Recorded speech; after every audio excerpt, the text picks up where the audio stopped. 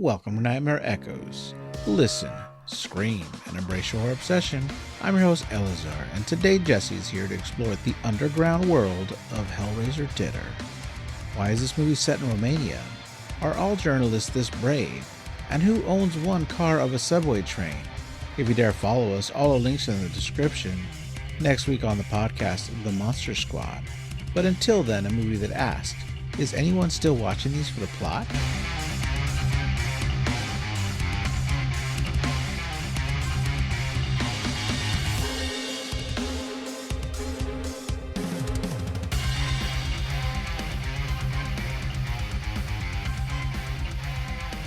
Hello everybody, welcome to Nightmare Echoes. I'm your host Eleazar.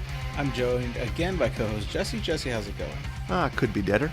This is true, and that is an unfortunate title.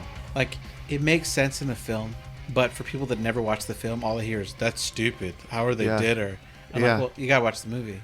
Well, yeah, it's a different right? It's not the that indicates comparative, deadness. It's the that indicates one who does things. Yes. One who deads, although that doesn't make much sense either. I like it. It was straight to video, Hellraiser 7, but there was an original idea where the director was going to get to bring Kirsty back again and have her final showdown with Pinhead and make the movie all about Kirsty this time. But then they bought this really cheap spec script. Then they found out how cheap it was to film in Bucharest. And just like in the movie Watcher that we recorded, the same thing. That movie was originally set in another place, but when they figured out how cheap it was to record in Bucharest, they moved it there. And it was so cheap, in fact, that the studio told the director, hey, here's 2 scripts, film them at the same time. Okay. So Part 7 and Part 8 are filmed simultaneously while they're in Bucharest. I see. And we got 2 films that came out in the same year. I wonder if they're at the same level of quality or if one of them is better than the other. I feel like this one is a serious story. The other one is a little goofier in my head. Okay. But to me, goofier is more Hellraiser-y. That's true, yeah. And we're not there yet. But what I like about it, it's got Lance Hendricks in it, and it's got Henry Cavill in it. So that's some star power that adds, which is really interesting to me. But the world's kind of set up differently.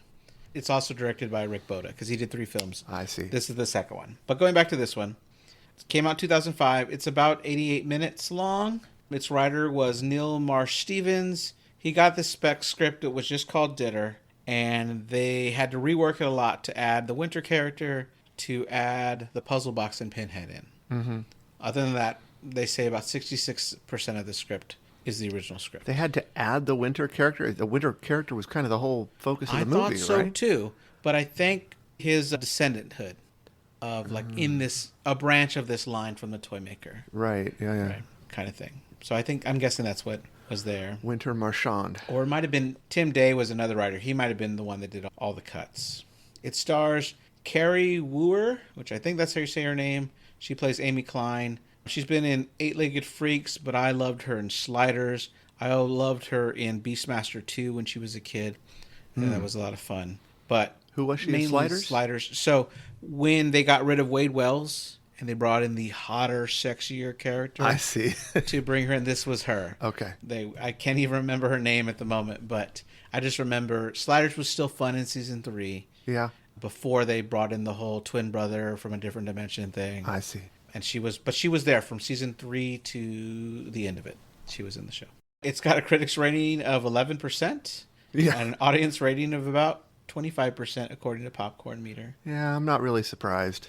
Yeah, I mean, you have to be the right audience for it. It's definitely not what I think of as the first few Hellraisers sort of a movie. Very different in many ways, which we will discuss. Sure. All right, so during the opening credits, we have this black and white footage of a hallway with a checkered floor. We get the title card, Hellraiser Dinner, and it's a very basic looking font. It's white over a black screen. And then we start out, the movie switches to color. We see some used needles and some other drug paraphernalia like a spoon over a candle. We see empty alcohol bottles on the floor. A lot of people asleep in this crack house. We have a woman smoking a bong, and we do see that they have a dog there as well. Then we transition over to our character Amy. She's sitting on a couch by herself, fully clothed, which a lot of the women in attendance are not fully clothed. She takes out a cigarette and lights it. She smokes a lot in this movie. And she retrieves her camera and starts just taking pictures of people. She's not secretive about this at all. People seem open to the idea of her taking her picture. Or they just don't care because they're all strung out. Right. That makes sense. Yeah. And then she goes, she lightly steps over some people that are sleeping on the floor. Someone offers her a small pipe asking if she wants some of this, like a hit off these drugs before she goes. She says no thanks, pulling out her tape recorder and saying she's got what she needs. And that, I think, does pretty quickly establish her personality, right? Who she is. Yeah. So she goes over to the London Underground newspaper office where she's a journalist. Inside, she pulls a newspaper out of a pile of papers and sees her article that she wrote titled How to Be a Crack Whore.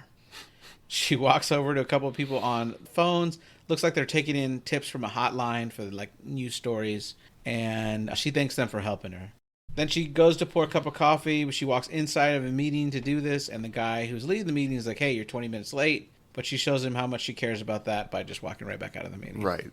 We get another guy in the office who tells her that the article is great and wants to know if she could show him some of the things she learned, implying that she should fuck him because she learned how to be a crack whore. And she's like, oh, should we do it right here and now? Yeah. And he's like, maybe later. You can tell he's super excited. Again, just demonstrating that she is that much of a badass. She can just mess around with people and be sarcastic, and she doesn't give a crap. Yeah, exactly. And when he says maybe later, she says maybe not. And then we see her walk upstairs. She goes to talk to Betty, who is the administrative assistant of her boss, Charles. She tells her good morning, but Betty says that it's 4:30. Amy doesn't care. So Betty gets on the phone to let Charles know that Amy's there to see him. When she goes in the office, he claims, based on her smell, that he can sense that he's in the presence of the delightful and world-famous Amy Klein. She tells him to eat her, and I'm like, no, the movie you're in, girl, because someone's going to take you up on that offer. Yeah, really. Well, even more if it was a different kind of movie. Like, Sure. He says that her lack of respect is what got her fired from the New York Post. She points out that she was reassigned and that she actually remembers that he also was reassigned. He brings up a comment about her never thanking him properly for getting her the job, which is insinuating so much, I think. Mm-hmm. The relationship between her and her boss is really interesting to me. Yeah. Because it's not an antagonistic relationship. It's like a weird in-between. Yeah, and then they seem really close in the fact that there's pictures on the wall. He has a picture on the wall of her from back when they were in the trenches, like doing stories together in the past. So they seem to have a mutual respect. They're familiar, but at the same time, a little bit of a... It's just weird. It's a awkward flirty that he does, and she kind of bats it away like unwelcomed. Yeah, but also she's not... Yeah, it's not all the way to one pole or the other. It's just they seem to be familiar with each other, but also kind of... Right. So he says he has a lead on a great story and pulls out this thing that's called a VHS tape that we used to have back in the day. And they play it on a VCR. Mm-hmm. He said he got it 2 weeks ago, and she's worried that they're getting sued or that someone mailed them porn. He asked her if she knows what a debtor is, and she thinks he's saying debtor.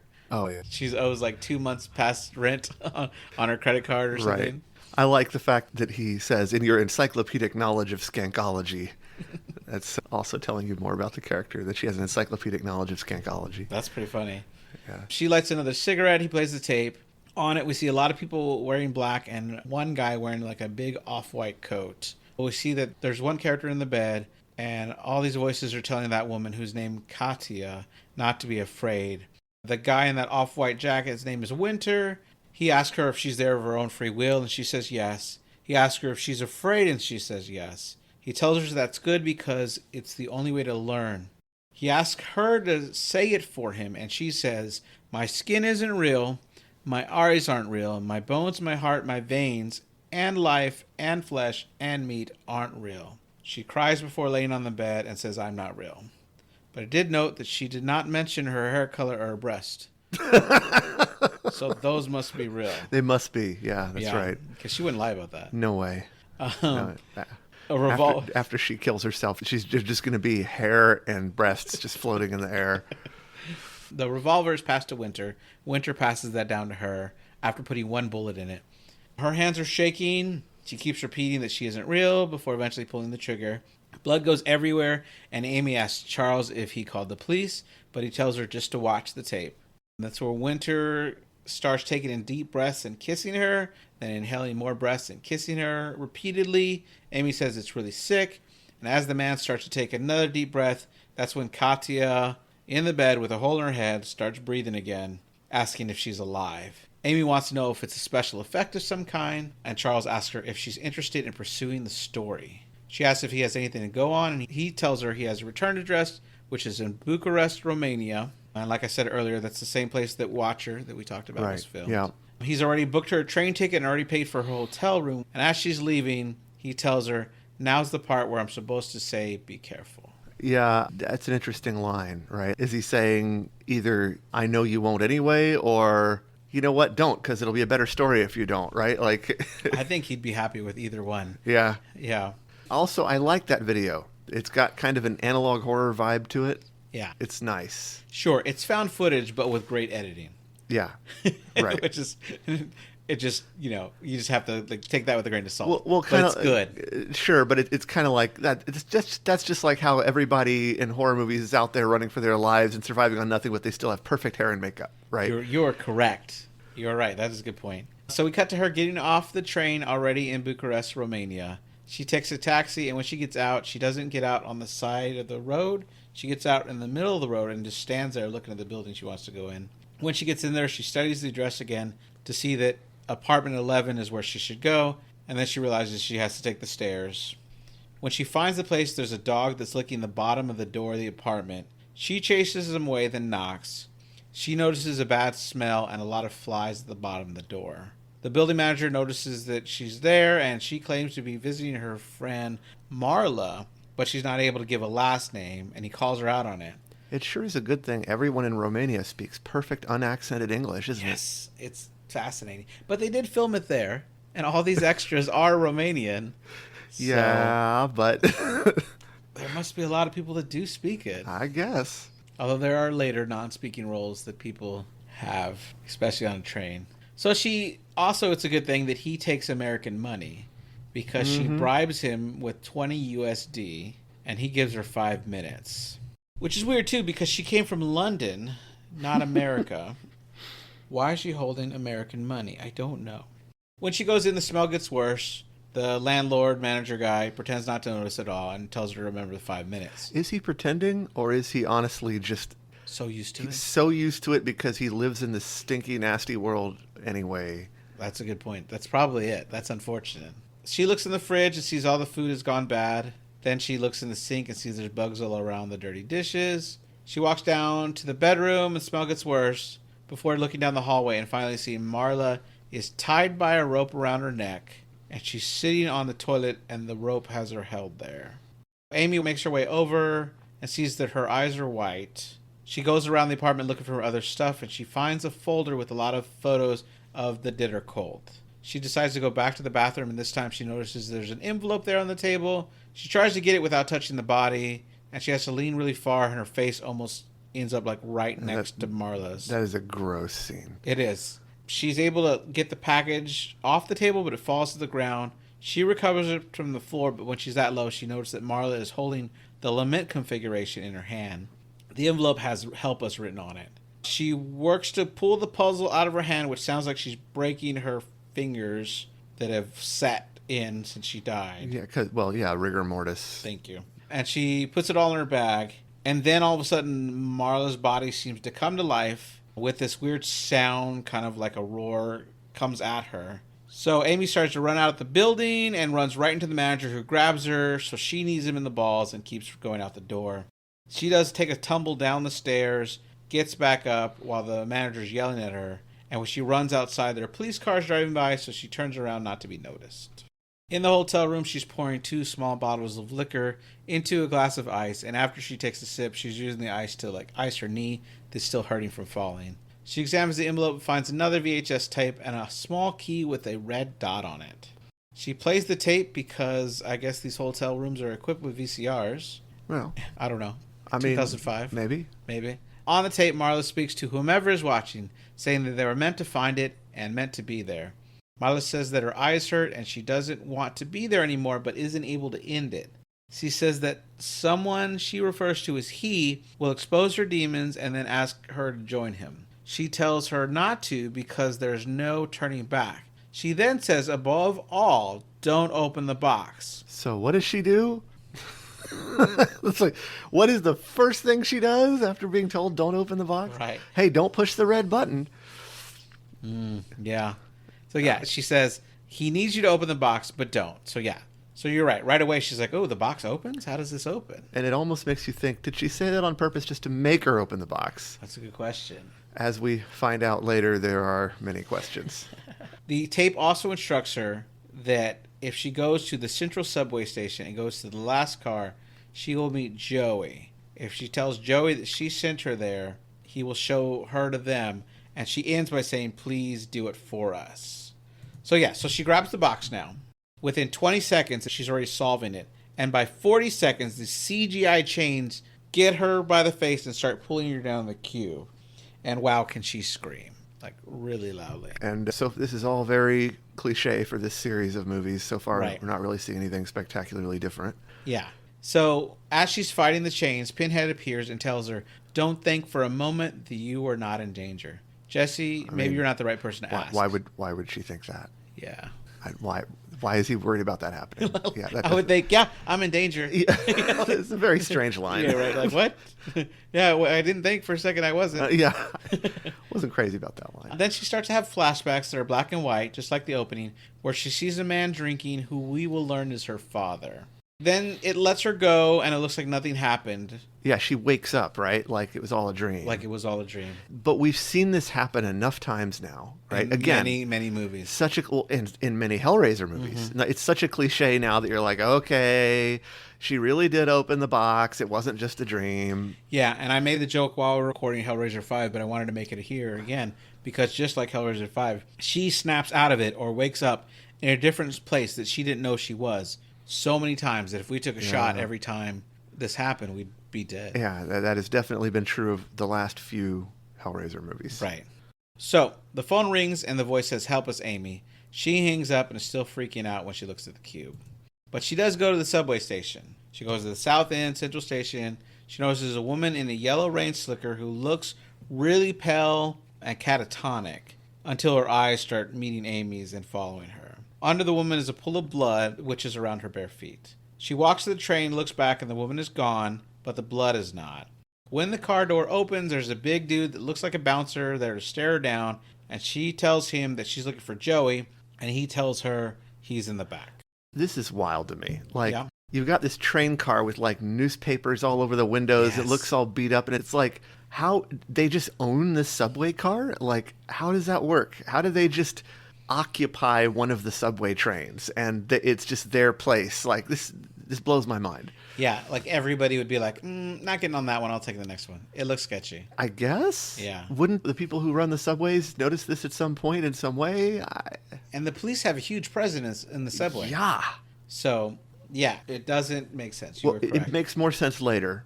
Okay. Because I would argue that later on it's more strongly hinted that, oh, that's why, because this whole thing is supernatural and the subway car probably isn't real. And okay. But we'll get to that. Sure. So on the train, there are many people dancing, many women topless, a small boy dressed up in mainly black, with a black rose in his mouth by the stem. There are a couple of guys playing chess, one naked woman with a big animal skull on her head. She's offered alcohol, but she doesn't take it. She passes someone receiving a tattoo, and a woman in a bra holding a cutout of what looks like her own face in front of her in the shape of a T. But her hair is pinned to the wall of the subway car. I really like this subway. I think I want to ride this subway if I ever go to Bucharest. This looks like a fun time. I would see that it has its benefits, but I would be creeped out like crazy. We also get male nudity in this movie, which I think is the first for the franchise, for full male nudity. Then she meets Joey, who's really excited to see a daring soul, which he calls a seeker of the truth. Next to him are two mostly naked women making out, who seem to smile at her in a way that I think is like, hey, want to join? Definitely. Right. She asks if he is Joey, and he replies, I've been called worse, before sticking out his hand for a handshake. She doesn't take it, but introduces herself. She tells him that Marla sent her, and she's looking for a girl named Katya, and a man named Winter. He says the plot thickens and moves to sit next to the two naked women making out, sticking his hands between one of their legs, and he starts to rub while still talking to Amy. He wants to know what she wants with the group, and she asks him just to tell her what he knows about the Deaders. He asks what she thinks she knows, and she responds that she thinks they bring the dead back to life. When she asks who are they, he stands up telling her, some say they have some fucked up guru, some think he's not human, some think he's not real, but they all live together in this house, those that believe. She asks where it is, and he doesn't want to tell her. She tells him that if he doesn't tell her, someone else here will. He says that her problem is that she has this fucked up self-destructive thing going on. Then she pulls out the puzzle box, and in the background we see a naked woman with goggles breastfeeding a doll. I'm telling you, man, I want to ride the subway train. This looks like a wild, wild time. He looks at the box and tells her that it is making him very unhappy, and he backs away, sitting down. So he then tells her how to get there, gives her directions, which includes stairs that go all the way down. They keep cutting back to those two women that are now on each other's breast with their mouths. Well, they got to keep you watching the movie somehow. Right. I read online that the actor doing the scene that played Joey kept changing how he did the scene, so they cut away so there was no errors. I think they're getting their money's worth out of these extras. I definitely think they know how to keep their audience watching. Right. Yeah. So she walks out. He calls her by name, telling her not to do it, not to go there, to change her name, become something else, and do something else. She replies back that she can't do it because she's got this self-destructive thing, throwing his line back in her face. Yeah. His face. He disagrees with her. Then when she can't hear him anymore, he says really to himself, only he could bring you back. Off the train, walking to the other side of the platform, she sees Winter staring back at her. As she walks away from him, he follows. We get more of the black and white flashes of the little girl hiding in the closet, which is her as a young kid, and the man who is her father has been drinking, finds her and starts dragging her down the hall screaming. Now, adult Amy sees the train go by. When Winter jumps in front of it, she screams, and we cut to a woman yelling at her because there's no evidence of a body and she can't explain it.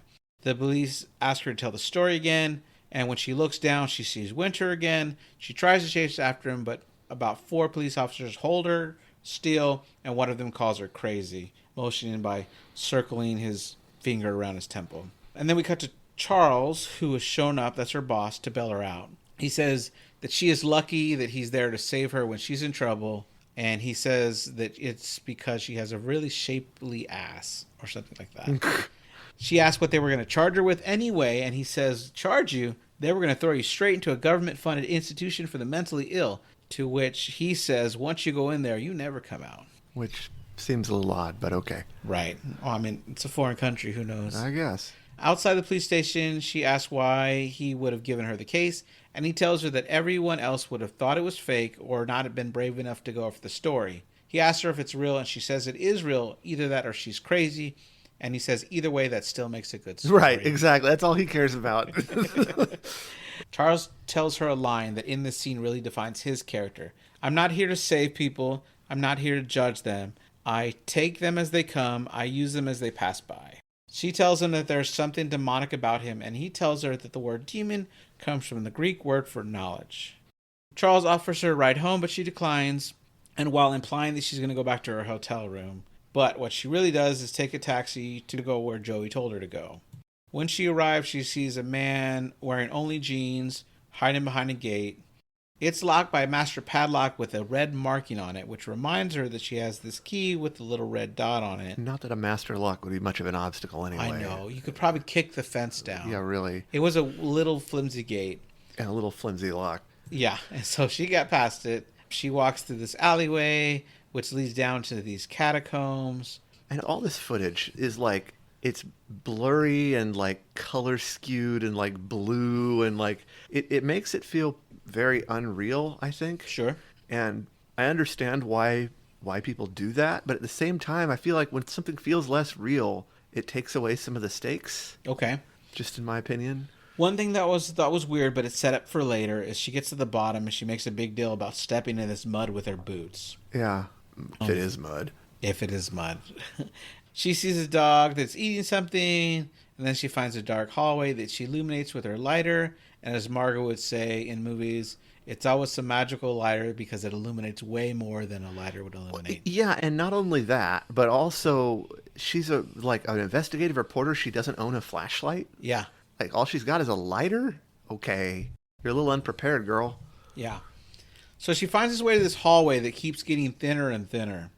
And the farther she moves, the tighter it gets. And I don't understand why she keeps coming. I know. Same thing. I was thinking the same thing. Like, what are you doing? I joke that my hips don't lie, so this is where I would have stopped in the movie. Okay, I can't get there. Her lighter goes out, and she sees the most terrifying sight, which is CGI bugs. And then they're everywhere, and then they scatter. As she's moving further, and it is really tight, we see someone wearing a cloak behind her wielding a knife. She turns around, starts to scream while the person stabs at her. Then all of a sudden, she isn't in that corridor anymore, and the man wearing jeans is there to calm her down and tell her to follow him. I feel like they never fully explain all the jumping around, but by this point in the movie series, I guess you were just supposed to expect that characters normally jump around. Yeah, I feel like people believe that Winters has more powers than we see and is responsible for not only that, but also for her having these random flashbacks to this traumatic experience when she was a child. Yeah, maybe. I don't know. I did think a little more at this point about what the deal was with that ridiculous narrow passageway. And I had to think the only reason anyone would shimmy down that, especially continuing to go forward after the bugs and everything, is if they had some kind of fucked up self-destructive thing.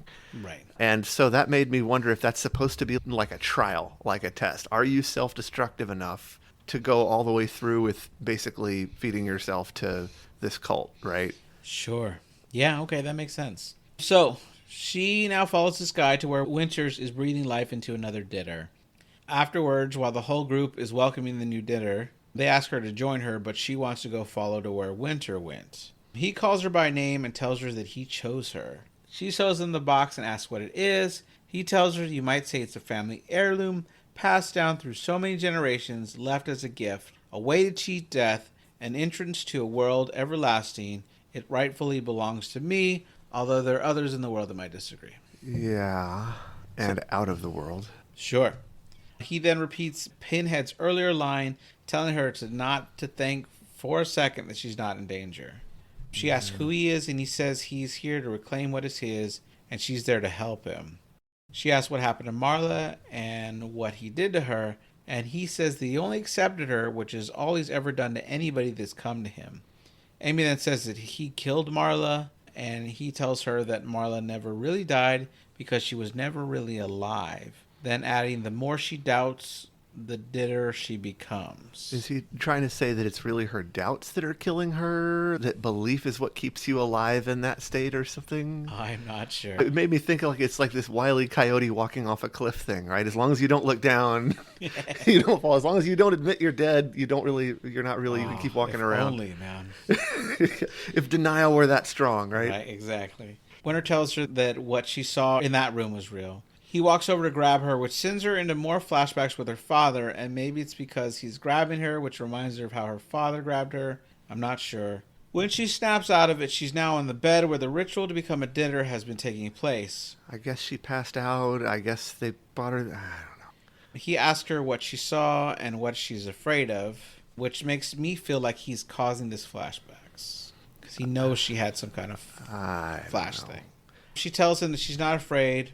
Winter tells her that she opened the box and now she needs to take the next step. He hands her the shiniest kitchen knife ever, and I feel like it's extra CGI on top of this knife. Something about it looks like it's supposed to be 3D or something. She comes to again, this time taking a bath in her hotel room, so naturally she would be naked. And she doesn't seem to remember coming home. No. She turns off the steaming hot water, sees that her boots are all muddy in the bathroom, so she knew that those events really took place.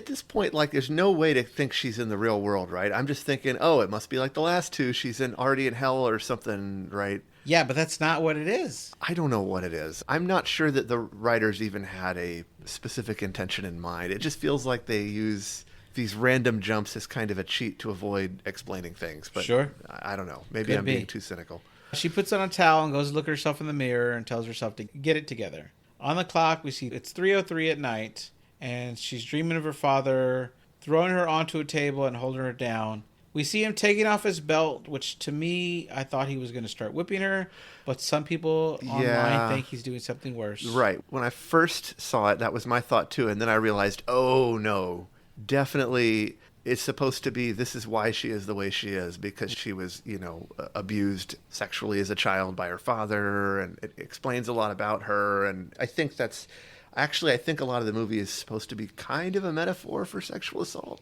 Okay. Winter represents, I think, that the man exerting his power and killing someone, but they're still alive, right? Like you've killed a part of them, but then they're still walking around and they're feeling empty. You know what I mean? I do. I think that's what they're trying to get at with that, which is interesting. Okay. Yeah. She wakes up in her bed to see that there's blood under her. She runs to the bathroom. We see before she does that there's a knife sticking in her back. She does notice the small tip of the blade sticking out of her front, which makes her start screaming. She's screaming that it's a dream. The screams were so piercingly loud that my wife, who was 2 rooms over, asked if I could lower the volume or close the doors. I'm sure my neighbors were happy. She used the cabinet door to trap the knife handle in and pull her body away, which pulls the knife out. Can I point out that based on the position of that knife, she does not, in fact, have bones? You're right. Because it just missed them all. Those ribs didn't do a very good job of stopping a knife plunged directly in the way opposite to the rib cage, right? Do they ever, though? It looked like it went straight through her sternum. It did, right? You're right. Because any knife can easily cut bone, right? They're all the Ginsu knives. Yeah, that's what it is. It's a new Japanese horror technology. Yes. Amy's hotel phone starts ringing, and it's Marla's voice on the other end saying, "Only he can bring you back, Amy." She then sees the lament configuration has returned to her, and she asks it, "What the fuck have you done to me?" Pinhead appears saying, "Nothing, nor will I." She asks him who he is, but even though he could give her the information, he tells her that isn't her concern. He explains that this isn't his doing, telling her to ask herself why she stands there in a pool of her own blood, but she feels no pain. She says it's because she's dreaming. I do want to point out, though, that Pinhead has a good point, because he wouldn't like to cause somebody absolutely no pain. I agree. That does make sense. Right. He was like, he would definitely want to show you the pleasure in the pain. But she has no way of knowing that. Right, because he didn't tell her who she is. Right. Yeah. Pinhead tells her that she has been recruited to be a soldier in another man's war, which is a war that he can never win. Pinhead tells her that since she opened the box, her soul belongs to him, and so does Winter's. And in case we didn't know who that was, that we get a flash of Winter's face, so we could be like, oh, that guy. He tells her that the Ditters discovered a way in his dominion, but they can only complete their journey through her. What is this? I mean, they don't explain this enough for me to understand. What way did they discover? I don't know. Why is Winter able to reanimate the dead? Like, just because he's a descendant of the Le Marchand who originally created the box? That doesn't make sense. It doesn't make sense. I wasn't happy with that. I wanted more explanation of his powers. Sure. Then he says the only way back is through him, adding that he is her redeemer, and he says he is the way, which kind of to me sounds like he's quoting Jesus in John chapter 14, verse 6. Like, I'm probably. The way, the truth, and the light. I got that sense too. Right. She yells no, throwing a lamp at him, but he isn't there, and she only succeeds at smashing her hotel window. We see her washing up and getting dressed to go back out, but the blood doesn't actually stop. She even tries duct tape, which works on everything, but doesn't stop this blood flow. Then she leaves the hotel room at night. Sees the blood is still dripping on the road as she goes. She's almost hit by a car before walking down the subway. That guy driving the car didn't speak English, I'll tell you that. Well, okay. Only when the plot requires it. Right. Down there, she sees an officer coming, and because of all the blood, she starts throwing newspapers on the floor, but then she realizes how big of a mess it is. She pretends to knock over the whole newspaper stand. Yeah. And pretends to be smiling at. She's like, "Oh, look, clumsy me. I'm picking them up. Don't worry." Why is she afraid of the police anyway? I mean, she's the victim, clearly, right? Like, yeah. But what they're going to do is take her to a hospital, and the hospital can't do anything to save her? I guess. Maybe she's the type of person who's like, I will solve this myself. Well, she's injured. I would think she'd be looking to go to the hospital. Yeah, maybe a sane person would. Well, that's what I'm saying. Like, she's supposed to be the sane one, right? Like, she's not a member of this cult, I don't think. Right. But I don't know. Yeah, it's just strange. She returns to the train car because we didn't get enough of those topless extras and goes to talk to Joey. He's getting groped by a woman while his pants are down. She's wearing very minimal leather. She shows him her wound and he's amazed by it. She throws him to the seat. He tells her to forget about reality, relax, and enjoy the ride because there's nothing she could do about it anyway. He adds that they're all just pieces in Winter's puzzle, and this helps her remember the puzzle box. Joey tells her that she is the person willing to do anything to find the truth, which is why he finds her attractive, that and the fact that she has a great ass. I don't understand him. Yeah. I don't understand whose side he's on. He seems to be switching. Yeah, well, at the end, he's there with the group, which confused me. Yeah. I was like, wait, what? He tells Amy that he and her are very alike because they're both willing to do anything to go to the extreme, and neither of them know when to get off the fucking train.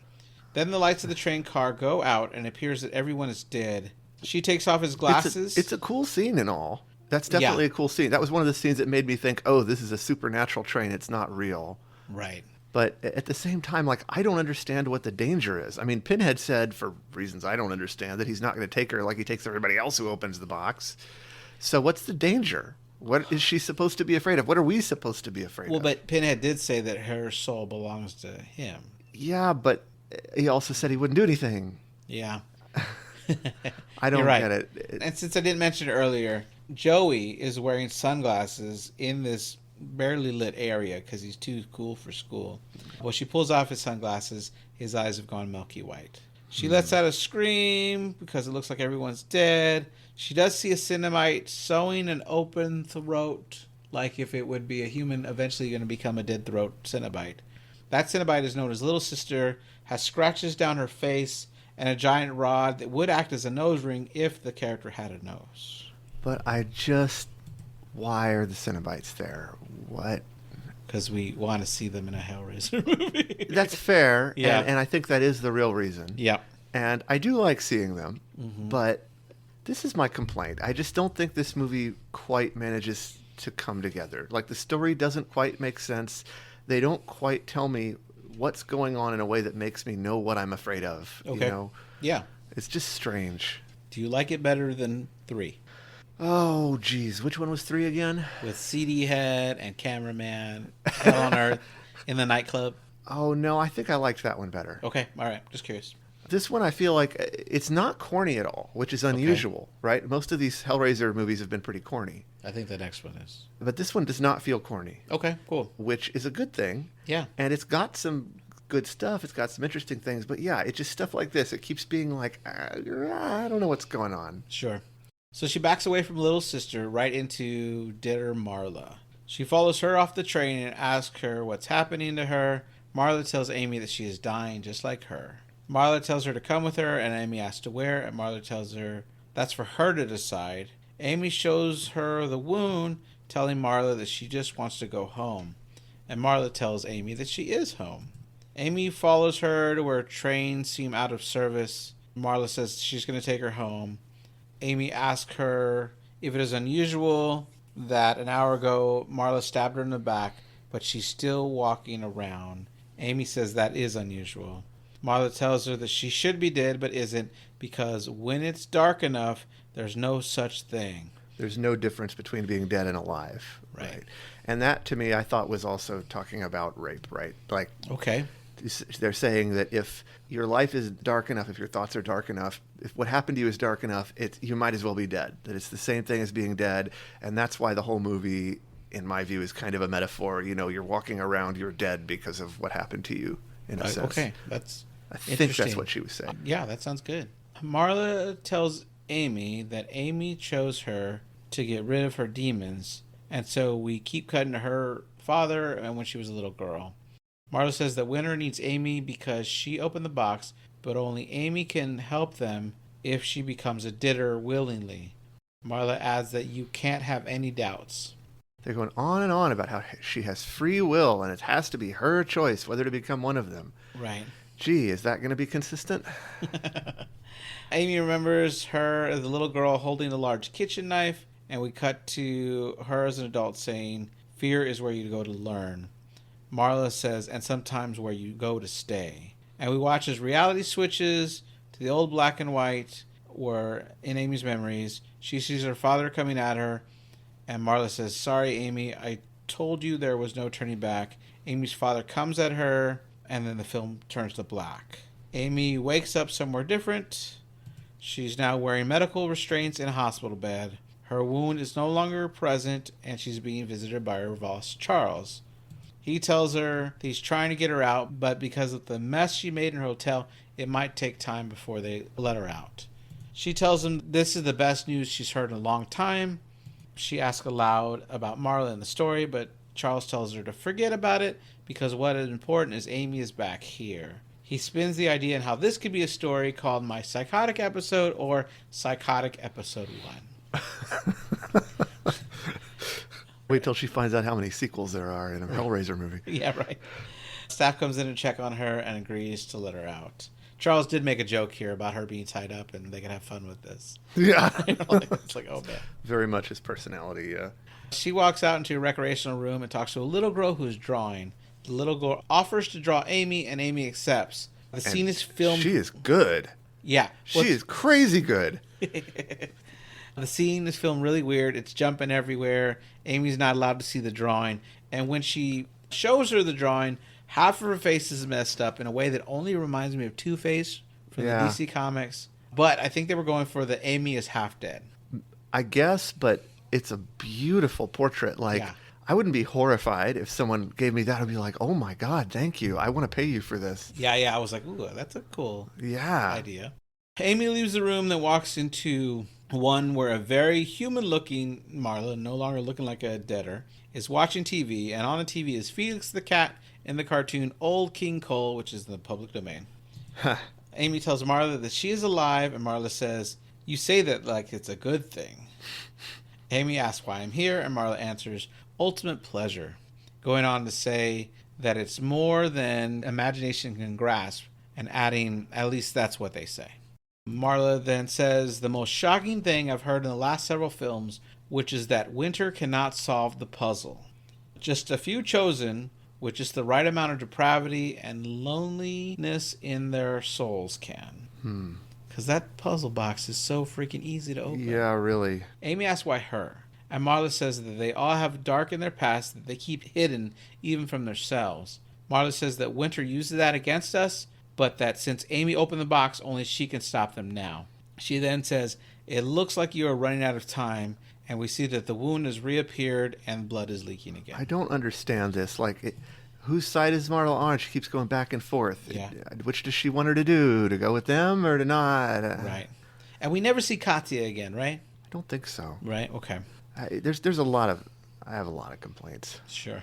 Marla then vanishes and Amy backs away crying. She looks down the hall to see in the same door from the black and white, but this time it's red. We see the checkered floor from the beginning and watch as her father goes for her younger self. Adult Amy reaches out but cannot save the little girl herself. Then we see that young Amy has a knife and with rage stabs her father, and for a brief second we see Amy living this out like she's doing the stabbing again.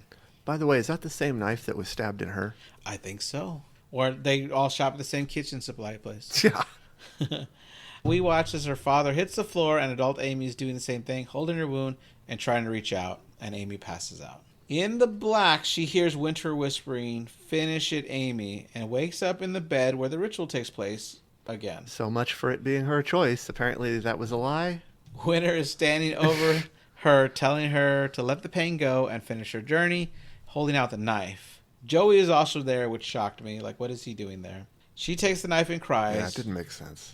Yeah. Joey chimes in saying, come on, Amy. You've got that fucked up self-destructing thing going on. Amy tells Marla that she doesn't belong there, and Marla looks dead again, just says sorry. Winter says that Amy is one of them now. Everyone around her is chanting as she holds the knife up, and we watch as the lament configurations start to have a white electricity going on around it. Amy raises the knife high, but instead of stabbing herself, she stabs in the table right next to the box and tells Winter, I don't think so. She grabs the puzzle box while standing up, tells the group go to hell, and throws it to the next room. Winter screams no, and the puzzle box starts to solve itself when landing. So apparently her throwing it is what lets Pinhead win the battle or whatever? I mean, this whole time Winter had it, all he had to do was throw it and it would have solved it. The logic here, I don't understand. Right. I don't understand at all. So out of the box is summoned Pinhead, Little Sister, and Chatterer number 3. Pinhead tells Winter, it seems that evil does run in the family, adding, your lineage is that of a craftsman, a maker of toys. You should have stayed in the family business. Pinhead tells Winter that he sacrificed his moral self to that box, and Winter tells Pinhead that it is his now. Pinhead tells him that he is wrong, saying painfully wrong, we belong to it. We see the 2 more Cenobites, Stitch and Bound number 2, because Bound was a male in this movie and not a female like in Hellseeker, are also there. There was another Cenobite named Spike that was cut from the film, but you can look at pictures online. He had a Leviathan shape coming out of his head. Ooh. On the top back was going upwards, out the back, and then down in front of his face. But he had no face because the spike was taken up where his face should have been. I see. But yeah, it was cut. That's too bad. Winter tells Pinhead that he can't hurt him, but Pinhead tells him that he isn't the first to say that and he won't be the last. That's when chains shoot out of the wall and come at him, which happens in most of these films. Yeah. And Winter does scream in pain, so I think he was wrong. Pinhead tells Winter that when he attempted to live beyond death, he entered into his domain, adding, you should be careful what you wish for. It just might come true. Okay. Then the chains pull him apart. Pinhead tells the rest of the Ditters that this world disappoints them, which is why they started this journey. And since they gave themselves willingly, he's going to finish what Winter started. 2 chains come out, stabbing their way through the 2 lines of the group, which is everybody besides our main character, Amy. The chains then pull away. Everybody hits the ground, but Joey stays up the longest so he can deliver the line, for fuck's sake, before he hits the ground. Yeah, which was weird. Pinhead turns to Amy, telling her that she opened the box and must pay the price. Amy looks at the knife, grabbing it. I thought he said he wasn't going to do anything. I know. So she grabs the knife to fend off the Cenobites. He tells her it won't be that easy this time and says that her father is with him and he's waiting for her. Marla, not so dead, looks up to Amy, telling her not to let Pinhead take her, but Pinhead argues that her soul is his and his alone. Marla whispers the only he could bring you back, and Amy looks at the remains of Winter, who will not be able to do that to anyone anymore. This gives Amy the idea, saying, I didn't give you my soul, and I'm not going to give it to you. She then stabs herself with a knife, which somehow stops Pinhead from claiming her soul. As she does this, the puzzle starts to unsolve itself. Amy falls over and dies as the Cenobites are all sucked back into the box. Pinhead is the last to go, who just yells, no! Yeah. I feel like this is one of those... There was a metaphor that kind of tied the story together, I guess. But Sure. Aside from that, I didn't feel like the story was held together very well. Like, I just didn't think there was much of a plot that made any kind of intelligible sense. There wasn't a specific thing that I was afraid of happening, you know? And I feel like this is the kind of writing where if you complained about it to the writer, they would just say, oh, well, you're clearly just not intelligent enough to understand my art. Right. And you could have done better. But it was still kind of fun. I mean, Yeah. It still had some cool stuff in it. Like I said, it wasn't corny like the previous ones were. The acting was actually really good, I thought, which is something I have often not said about previous Hellraiser movies. Right.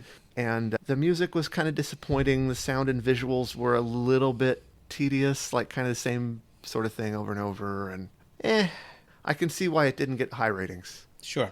But it wasn't completely a disaster. Right. So after all this, we cut to Charles's office, and he's watching a report on TV where reporters talking about all the destruction that has happened with this building, and there's no signs of anyone being able to survive. Betty comes in to say there's no signs of Amy. It's like she just vanished. She's checked the hospitals. She's checked the hotels, but they can't find her. He says the story keeps getting better and better. Betty then tells him that his 3 o'clock is there, and she walks back in with a beautiful woman named Mrs. Turner, who he intends on sending to Bucharest to continue the investigation. Interestingly, there's no way to find out the actress's name that played Miss Turner. She's not credited. She's not on IMDb as uncredited. Fascinating. And it's not solved on Reddit. Reddit is normally where I go for, here's the answer. That's pretty wild. Yeah. I was just thinking he was going to be like, also, by the way, I'm going to call you Amy. Don't ask. You're right. On the TV, the news reporter is holding the lament configuration, which she calls a relic that is mysteriously undamaged. Although I thought it looked really dirty. All right, so that's the movie. What baffles me, I mean, yes, the story doesn't make sense. But is it the whole thing that Winter's not smart enough to open this box? Even though he's a descendant of Le Marchand, the box should be in his blood, and he needs someone special to solve it. But he's got all these other magical powers. I don't get it. I already said my piece. Okay, cool. All right, cool. Got it. All right, then my other big gripe is that why is there a character named Joey? Now, on part 5, they brought back Kirsty because they said that there was a character in this script that they got named Kirsty, which made them think of bringing her back. Uh-huh. And then they retweaked it a little bit to make her Kirsty. But the implication was that if she didn't agree to do it, they would have still filmed the movie with a different character named Kirsty, instead of picking a different name. Why then have a character named Joey when that is the main character from part 3, Hell on Earth? They could have changed him to Joseph or Joe, or, I don't know, shocking, a completely different name that's not held by a main character of a previous Hellraiser film. There's a lot of names out there, especially if you're going to a foreign country. It felt jumbled in a lot of ways. Yeah. But that's like, we already have a Joey. Yeah. Why name somebody else Joey? Right. It just adds more confusion to the ball of confusion. All right. How do you feel effective it was to film this and set it in Bucharest? Oh, fine. I mean, I think it's as good as any other setting. I think that Romania is a good place to put a horror movie just because of its history, you know, with vampire lore and all of that kind of stuff. I don't think it single-handedly made it a good movie. Right. But was there a scene that stood out of you as the most genuinely horrifying? It's hard to say because it was hard to know really what was going on. But I will say the most, I think, visually dramatic scenes were probably when the subway train turned into all dead people, right? And then, of course, just it's pretty horrifying to me thinking about trying to nose your way around a dead body to pick something up behind him. Yeah. with all the bugs crawling around everything. I'd be like, ew. Okay, and then finally, can you think of a better title for this movie? I would have to, I don't know. I'm not thinking of, nothing's coming to mind. I mean, I think that the title makes sense with what it is, but I wouldn't have called them deaders because it's just not grammatically correct. Right. I think, you know, they could have called them something else like Go-betweeners. Or like, I don't know. Okay. All right. Death livers or something. Not dead people. Death goers. Half-deaders. Half Dead, that could work as a title for the movie. Hellraiser Half Dead? Yeah. Okay. I think that would work. All right. Thank you, everybody. This has been Nightmare Echoes. We have new episodes every Monday. Please leave us a 5-star review on your podcast app of choice. Thank you, Jesse, for being here. My pleasure. All right, and bye. Try not to get stabbed through the sternum. Please.